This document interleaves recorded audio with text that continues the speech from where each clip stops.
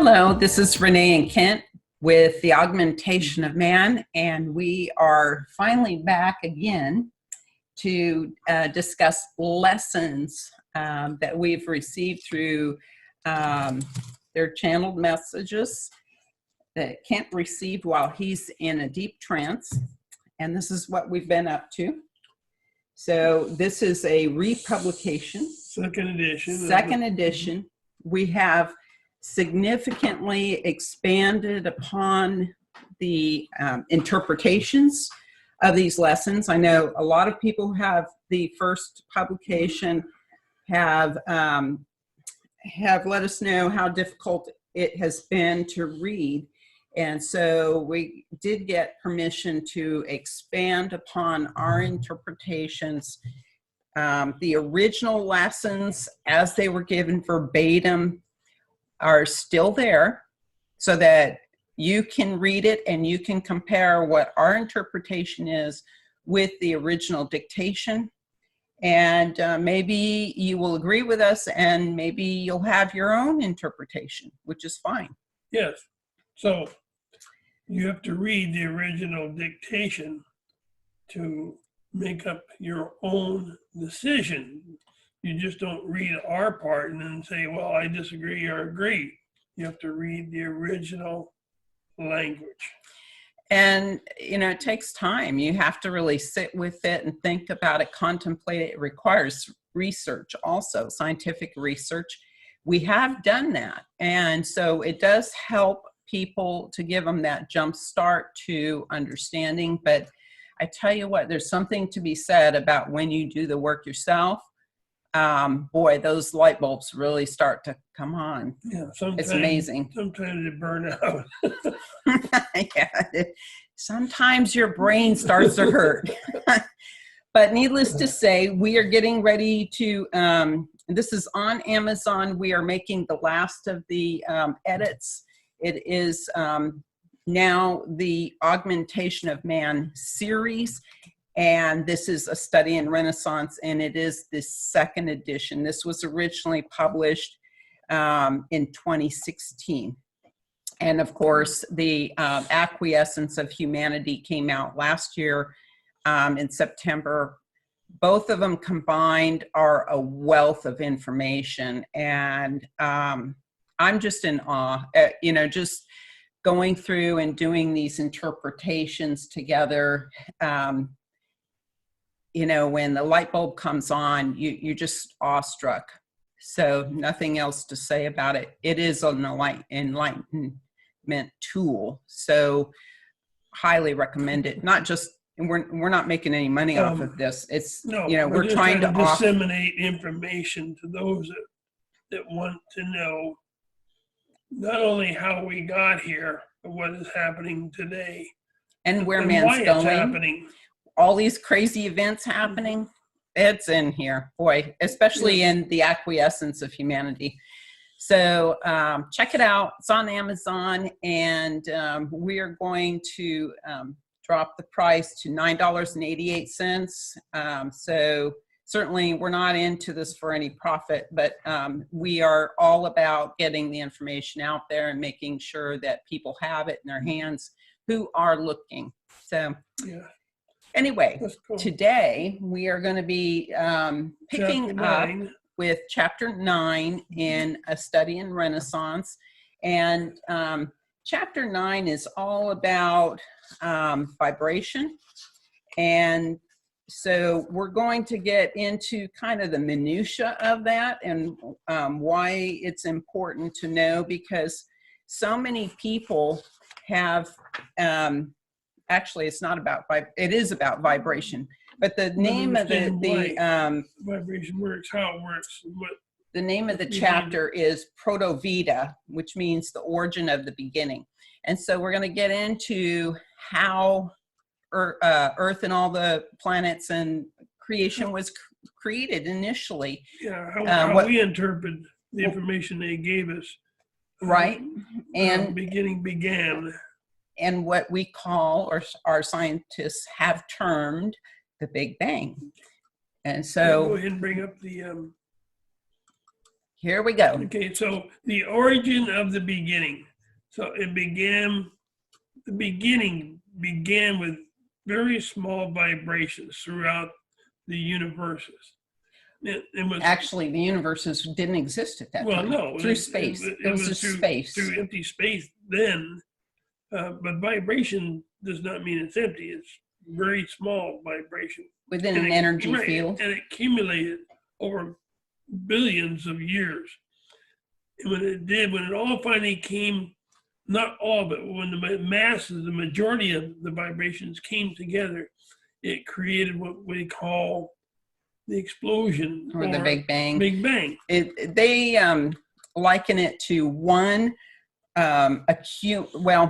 many little vibrations accumulating and building magnitude over billions of years into one energy force of high vibrational magnitude. Yeah, and in what we call the Big Bang. And travel outwards, and like most explosions, it goes outward from its point of origination. And so what they're saying is that all matter is made up of vibration. Vibration is what makes the matter, and that's what we're going to get into. But when you talk about where the origin is of that vibration, that vibration is strongest at that core. And then as that vibration, which is a waveform, travels out through space, it weakens. And Right. so it has the ability to form mass at its strongest. So that means the universe is larger and older than our scientists think. Possibly, huh? Mm-hmm. But at its weakest end, as this vibration is fizzling out, it still has the ability to create like gases, but not the ability to create something heavier, something more dense. Gases tend to come together and create something more dense. As matter, as the gases come together and create denser material, which matter is formed from. And so as it accumulates, let's just back up a minute. The vibration is what makes the subatomic particles that together, those subatomic particles make the atom. And the atoms come together, similar atoms, to make a type of matter. So we would talk about carbon or nitrogen or anything that's on the periodic table. And that brings us back to Einstein's theory. So when we're talking about this Big Bang and this release of high vibrational energy force of high magnitude, you're taking energy and you're converting that energy to matter, and through this vibrational event. And so when you talk about Einstein's mass energy equation, E equals mc squared, that energy equals all mass times the velocity of light squared.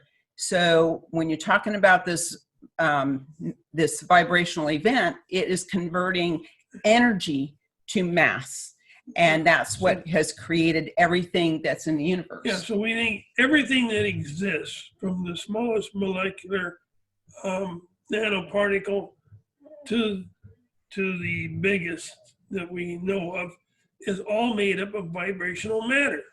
And so if you change a vibration, what happens? So if you have, that's why humankind has been trying to change various things into gold by figuring out the vibration.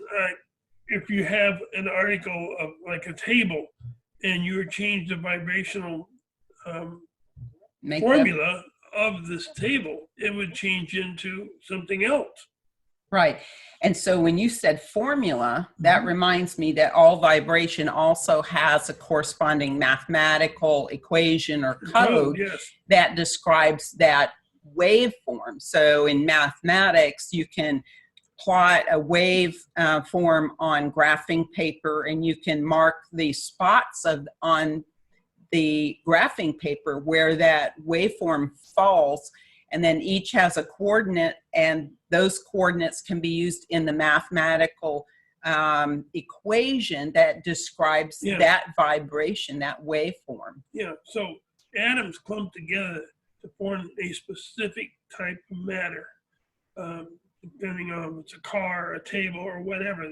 Or combination of. So, and when you talk about bringing together combinations of vibration, then you create something else entirely different. And so, well, math is the language of all universal languages. Math is the language of God. Mm-hmm. So when we talk about the word, like in the Bible, it talks about the word.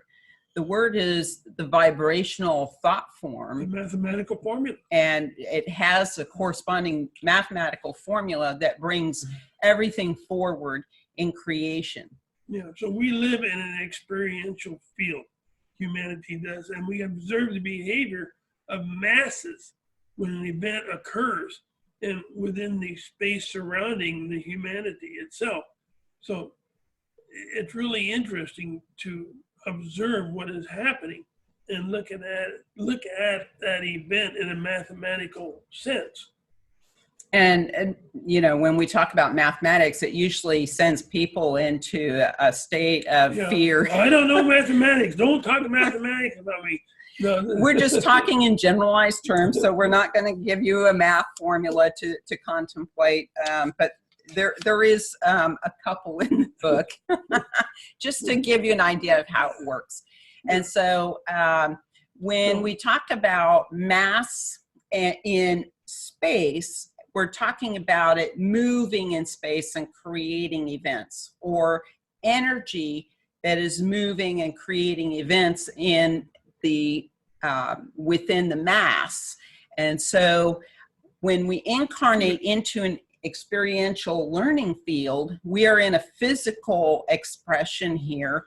And what we are doing is observing all of the events as they unfold, as they're moving about in this three-dimensional space. In this event path or event thoughts, because all events are preceded with thought. Right. So everything starts with a thought. And so we create events out of our thoughts, and our level of understanding precedes the thought. Yeah, no, if something happens over a mile away, something drastic, you didn't necessarily create that event, your thought, but someone over there had the thought to creating that event. And it's something that we can all learn from. So all events in our field that happen around us, whether it's immediately around our physical body or on the other side of the world, are meant for our contemplation. And through that contemplation, we're directing a flow of intelligent energy to ourselves to help in our conscious evolution. Well, we go to expand our thoughts and our consciousness. And we are trying to understand the universal laws directly or indirectly through our thoughts, and fulfilling what path we have, those that understand that.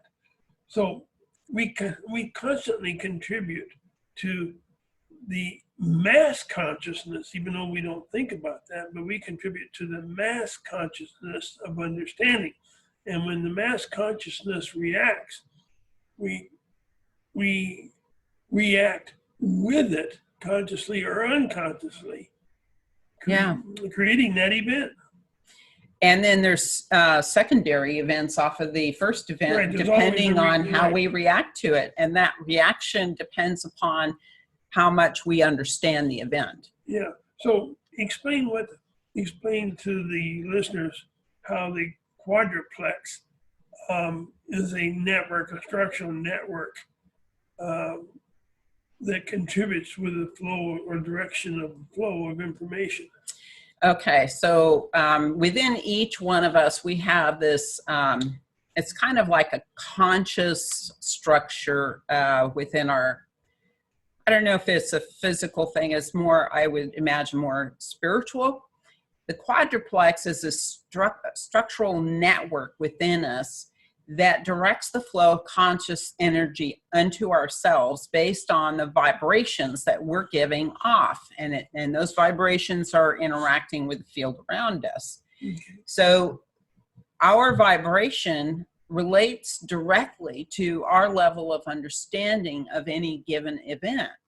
And so when we don't understand it, we're projecting these vibrations that are not aligned to a calm state of understanding.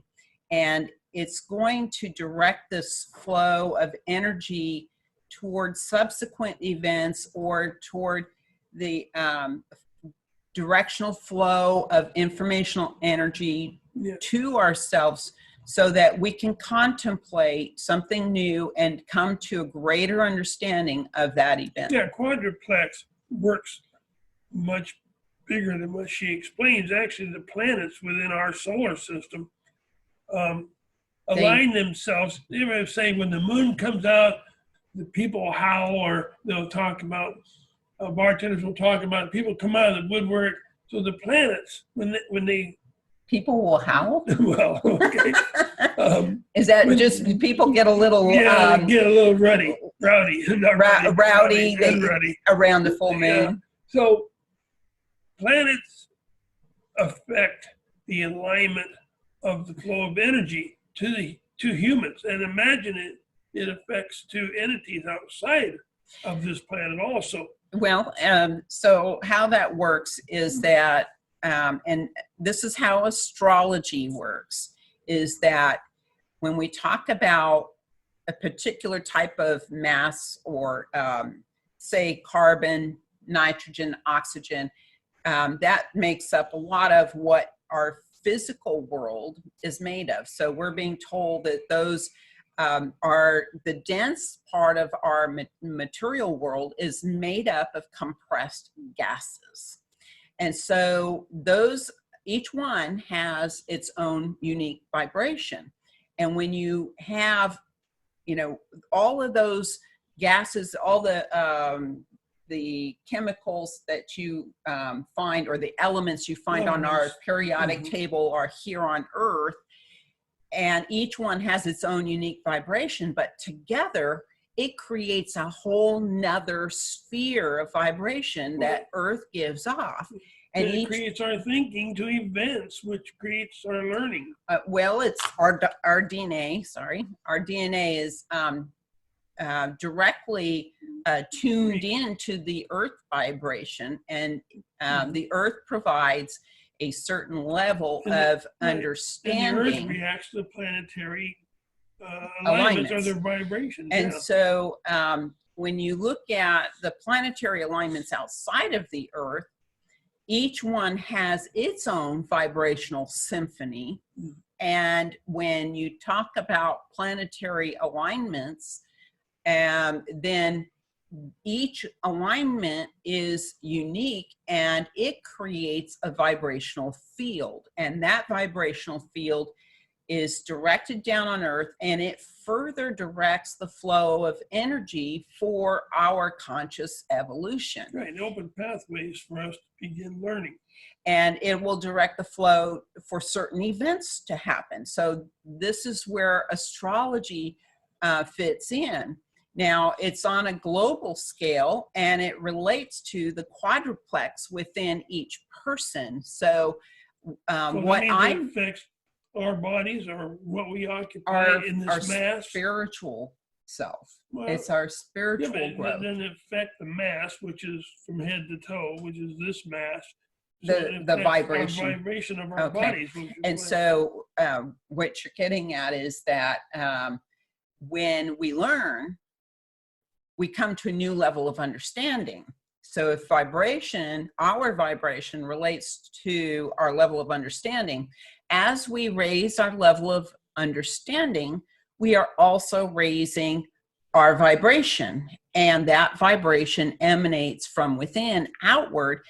It also affects the physical body that we occupy.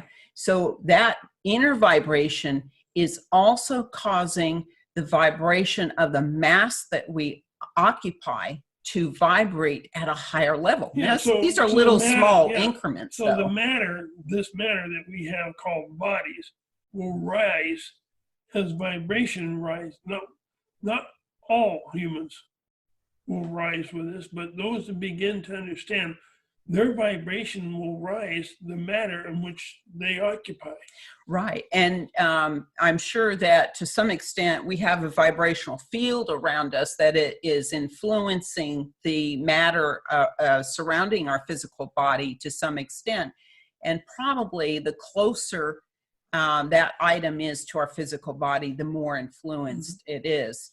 So we have to understand, though, that in order for us to raise our vibration, it's all about raising our level of understanding. It's not just this feel-good exercise. And so this is what is aligned to the directive of universal law, right? Established by the Creator at the beginning of time. Many universal laws that we're just beginning to comprehend, a very small amount, but we are at least beginning to comprehend what they mean by you must follow the universal laws.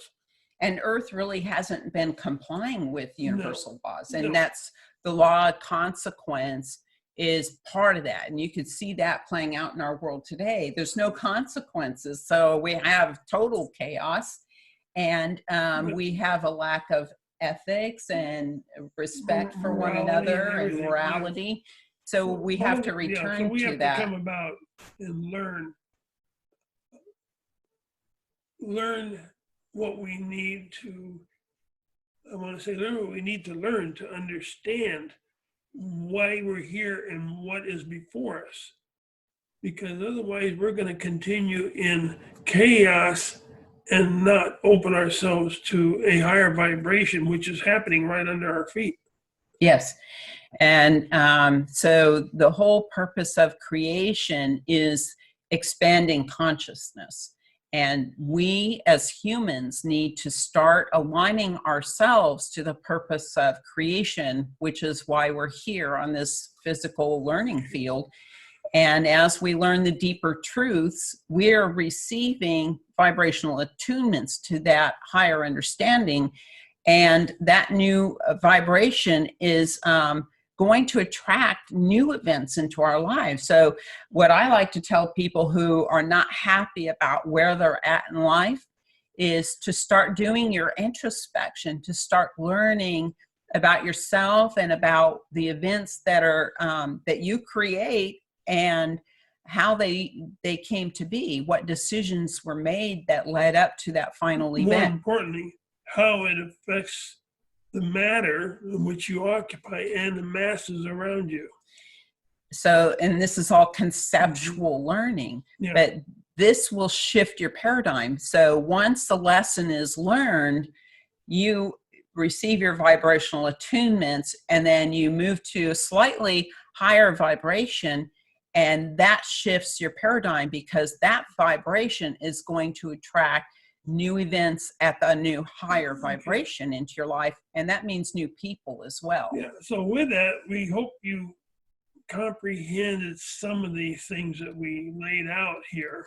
We tried to make it as simple as we could. But as you listen to this broadcast a couple of times over, maybe you understand what we're trying to bring forward to you to understand. It gets a little complicated because we're talking about science, but if math is the language of God, so is science. Science is the expression of that math. And so it all relates. This is all conceptual learning, and we're hoping we're making it a little easier for you to understand. Yeah, so with that, thank you for being with us today. And as always, peace be with you on your journey to enlightenment. Take care. Bye-bye now.